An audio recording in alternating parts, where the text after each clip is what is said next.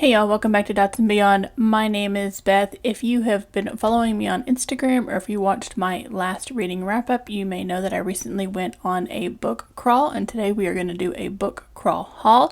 I'm actually going to start off with some books that I bought before the haul and just do a whole big spring book haul. So let's go ahead and get started. Okay, first up, and it may be a surprise that as a semi-productivity channel that I did not have copies of either one of these books, but first is Atomic Habits by James Clear, which is a self-help book that teaches readers how to develop good habits and eliminate bad ones, if that wasn't blatantly obvious. I think Atomic Habits has been around long enough now that most people know about this book. I was thinking about getting myself a physical copy, and then my son Kenny actually asked about it, and so I just went ahead and picked it up. Some friends had recommended it for him, and so we bought Atomic Habits. And get that out of the way. I am surrounded by books, trying to fit them all into my little filming space, by the way. So this is going to be fun. Getting Things Done by David Allen. Again, productivity book. It's about emphasizing capturing all of your ideas, all of your stuff written down to free up your mental space.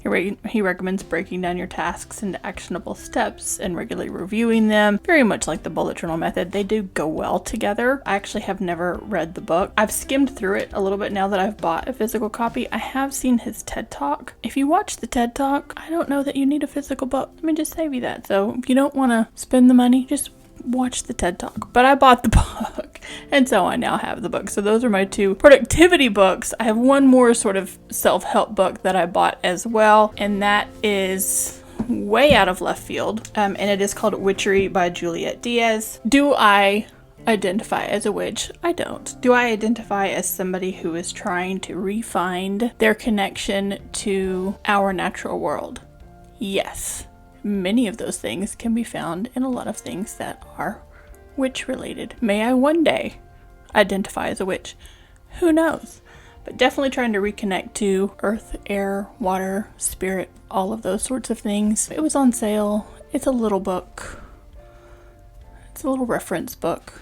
So I just picked that up as well, and that does it for the sort of reference, self-help, nonfiction categories of things that I picked up prior to my book crawl. But I do have two others that I bought just before that as well, so let me grab those. All right, first up is Africa Risen. I actually went to Barnes & Noble specifically to buy a copy of The Lies of Ajungo by Moses Atumi, which is book one in the Forever Desert series, and I had not checked the page count, and it is the teeniest, tiniest book, and I could not get myself to spend $20 on this teeny tiny book. So I was kind of wandering around the store. If you're new here, I was raised in Kenya. I have a lot of connections to Africa, and Africa Risen is a speculative fiction anthology that explores a futuristic Africa. The stories within it imagine a continent that has risen above its current challenges and achieved great technological advancements. It showcases a lot of diverse African voices. I do get a little touchy when people treat Africa as though it is a singular country and not a very wide, diverse continent. And so instead of one teeny tiny book for $20, I picked up Africa Risen. I do love a good anthology. I love a good short story, as evidenced by my Poe reading for 2023. So I picked this up as well in lieu of The Lies of Ajungo. I still want to read it, but if all of the books in the Forever Desert series are going to be 150, 200 pages long, I might just wait till somebody smushes them into a compilation and binds them all together. I don't know. I might just buy it one day. But I went for The Lies of Ajungo. I came back with Africa Risen. It was just what happened that particular day. And then someone on this channel asked me for a recommendation for a modern day author who I would liken to Poe. And my answer to that is T. Kingfisher. And I've not yet read Nettle and Bone, which is probably, from what I can gather, the closest sort of we're gonna get, I think. She even has a Poe retelling of The Fall of the House of Usher. So T. Kingfisher is your person if you're looking for modern day sort of Poe vibes. Nettle and Bone is a collection of stories that blend fairy tale elements with dark fantasy and horror. We have a strong female character who faces danger and adversity, all of those sorts of things. There's a haunted forest, a cursed village. I'm looking forward to it. It's also not very big. It's tiny. Not a big book. But it'll be my first T. Kingfisher, actually. I've been meaning to dive into T. Kingfisher's world, just haven't done it yet. So, there we go. Alright, let's talk about my book crawl. Here is my sheet from the Rock Cities book crawl, the inaugural Rock Cities book crawl. I live in Little Rock, Arkansas, and these are the 5 independent bookstores that participated in that inaugural book crawl for Independent Booksellers Day with the Rock Cities book crawl. It was on April 29th. This was the little sticker that we got for visiting the bookstores. I actually, with where I live and the direction I chose to go, I quite literally started at the bottom and worked my way up. That's kind of how my MapQuest direction took me. Yeah, so let's talk about the books that I got at these places on my book crawl. The first being Gods of Jade and Shadow by Silvia Moreno Garcia. Now this will also be my first Silvia Moreno Garcia. I have not yet read anything by her. I do love myth. It's just one of my favorite things. When I choose to read myth retellings and that sort of thing, I tend to lean towards ones of which I have very little background ethnically. And so I'm really excited to delve into this Mexican folklore. So Gods of Jade and Shadow.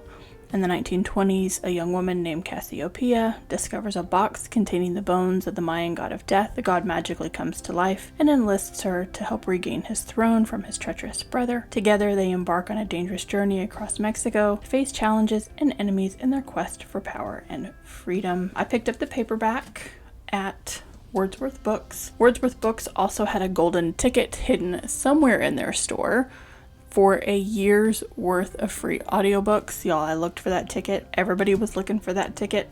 And it was supposedly not in a book, and at the height that, you know, a 3-foot child would be able to find it if need be. Couldn't find that golden ticket. And I was 4.5 hours, I think, into my book crawl at the very last stop, my stop at the bookstore, before I heard word through other people that I had been seeing all the way through the day that someone had finally found that golden ticket. So it was found at Wordsworth Books, but that was a fun thing. They also had a scavenger hunt where you had to find a book with fruit on the cover, or a book that begins with B, or a book that begins with. So I filled out that sheet, and I'm sure they're still going through them, and they were going to do a drawing for people who had that sheet filled out correctly, and you would get 2 free ARCs, which ARC being advanced reader copies. So, but Gods of Jade and Shadow is what I picked up at Wordsworth Books, which sells new books. It is an independent bookstore, so these first 3 sell new books, and then these 2 are used bookstores. And I was trying to pace myself. 1 book at Wordsworth. All right, this is gonna have a terrible glare on it because it is a shiny, shiny, shiny book. After Wordsworth, we'll just do this. This will be a little bit easier. I stopped by Pyramid Art Books and Custom Framing, which was a new bookstore for me. I think I had heard about Pyramid Framing. I didn't realize that it was also a bookstore. It's also an art gallery. It is Black owned and operated. They do focus predominantly on Black authors. They have amazing person of color children's section. Like, I kind of wandered through there going, these books are just amazing. Anyway, it was my first time in the store. It will not be my last time in that store. It was a great discovery for me. And what I picked up in there was the collected poems of Audre Lorde. Here, we'll do this, get that glare off of it. Who I discovered a few years ago, which surprising that in my poetry circles I hadn't bumped it. Probably not, because when I went to university, mainstream English literature was very white. Let's just say that. If you don't know, Audre Lorde was a Black feminist, poet, activist. She lived from 1934 to 1992. Her work focused on issues of race, gender, sexuality, class. She was a powerful voice for social justice, and I read a lot of her stuff online last year, but I've never had the opportunity to just kind of go all in. Her most famous work is the collection The Black Unicorn, which is in here in its entirety. So I am very much looking forward to exploring that. Again, this is poetry. This is not something that I'm going to blow through quickly. It's one of those things that I'm going to have to digest. In that same store, like I said, it was an art gallery. They had a lady in there who was selling handmade cards, and this is Paula's stuff. It is her Black Love collection. This card was $8.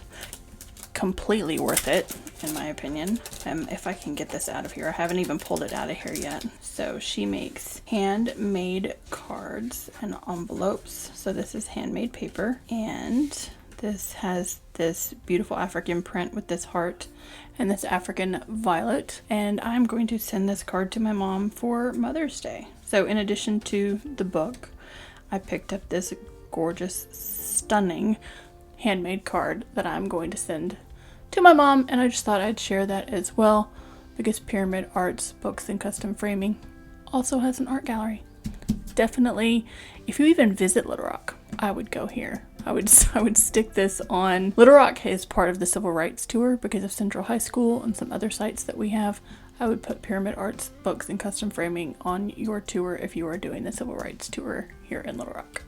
Okay, next up is Paper Hearts Bookstore. This is a new brick and mortar. Paper Hearts has like a small book truck that they kind of pop up and do events at.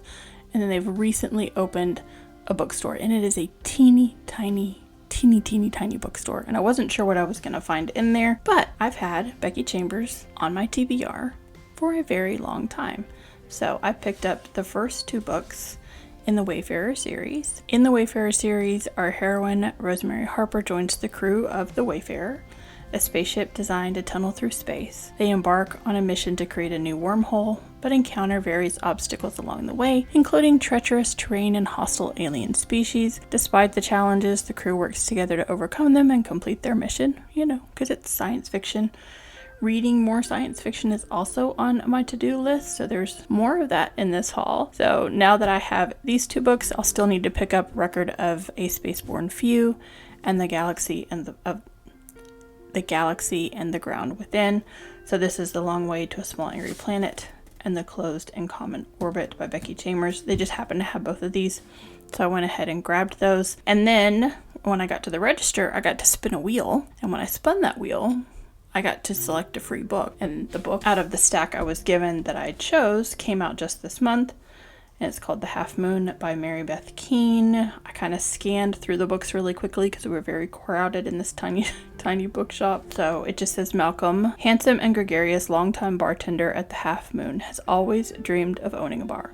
When his boss finally retires, Malcolm stretches to buy the place. He sees unquantifiable magic and potential in the Half Moon and hopes to transform it into a bigger success, but quickly realizes that making margins won't be easy. So it is literary fiction. Don't know anything about it, but out of the ones that I was given a choice to quickly scan and pick up, this is the one that I got for free. So these are the 3 books that I got at Paper Hearts Bookstore. Okay, next up on my list was Beautywood Books. Beautywood Books is the newest used bookstore that we have here in Little Rock. It is a welcome addition to our community. It is queer owned and operated, which I love. Also sort of taking the place of a bookstore we had for a long time called The Bookworm. The Bookworm is still in Central Arkansas, but it has moved 20-25 minutes outside of town, so it's a little not as accessible as it once was. Let's just say that. So it couldn't be part of this sort of, book crawl because it's not as easy to get to. You couldn't just stick it on the path and go to it. So Beautywood Books is located in an old house, very charming, lovely owners. I got to meet them when I was there. I probably spent the most amount of time in Beautywood Books because I just hadn't been there before, didn't know what was in which room because it is in an old house. And ultimately, I came back and grabbed this stack. It's very heavy. Will they fit? They will not fit. Let's do this. With books 2, 3, and 4 of James S.A. Corey's the Expanse series. So I'm going to need to pick up Leviathan Wakes, which is book 1. And then somewhere along the way, I'm going to need to pick up books 5 through 9. But it's been on my to-do because this quote here sums it up for me from the Wall Street Journal. This is the future the way it was supposed to be. When the television show came out, and I've never finished it, but I watched a lot of it and then decided I wanted to read the books. So I stopped watching the television show. I thought this is the future of science fiction, right? Let me just read a quick summary. So humanity has colonized the solar system. There's tension between Earth, Mars, and the belt, which is sort of an asteroid belt that we have colonized. A group of unlikely heroes, including a ship captain, a detective, and a soldier, navigate political intrigue, alien threats, and their own personal demons in order to save humanity from destruction. Along the way, they uncover a vast conspiracy that threatens to upend everything they thought they knew about the universe. And as much as I'm a Trekkie, like I love some Star Trek, humanity is so flawed. To think that there is a future where humanity is bound together as one and we're all on the same page is so utopian. This is more the reality that we would have colonized parts of space and still be fighting in and amongst one another. That's just the way that I see it. Anyway, so this is the future the way it was supposed to be. I've had it on my to-do, but it's another one of those things that this is just 3 of 9. I mean, look how big they are.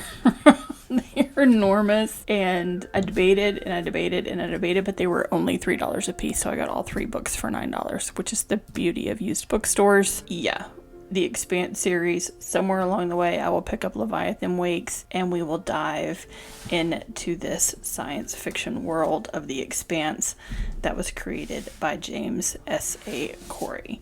So, order here. What is my order? Oh, there's 2, 3, and 4. So Caliban's War, Abaddon's Gate, and I'm not gonna Sibylla Burn, I don't know.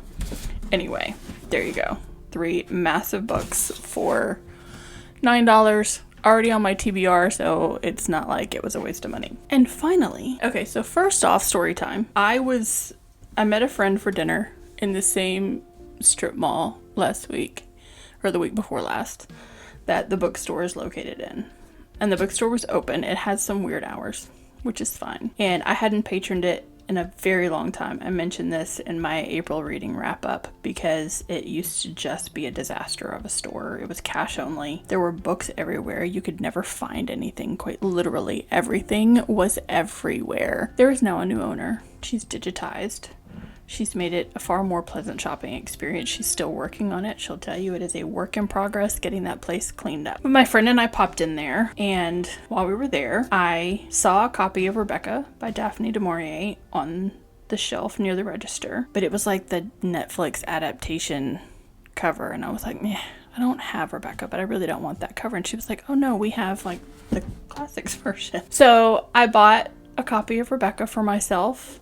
If you've never read Rebecca by Daphne du Maurier, it is a great Gothic classic. It tells the story of a young woman who marries a wealthy widower, Maxim de Winter. She moves to his estate, which is called Manderley, and the new Mrs. de Winter struggles to fit in. She's haunted by the memory of Maxim's first wife.